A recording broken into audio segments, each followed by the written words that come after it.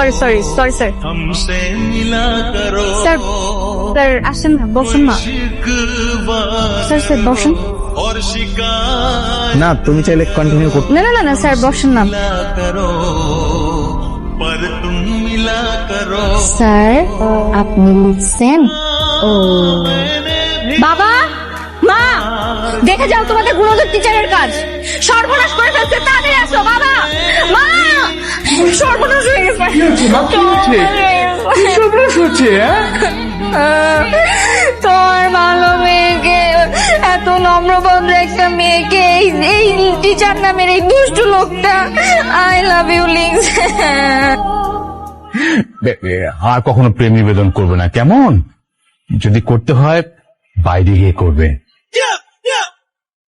আমরা বাসায় আছি না, বাসার ভিতরে প্রেম ব্যাপারটা কেমন হয়ে যায় না বাবা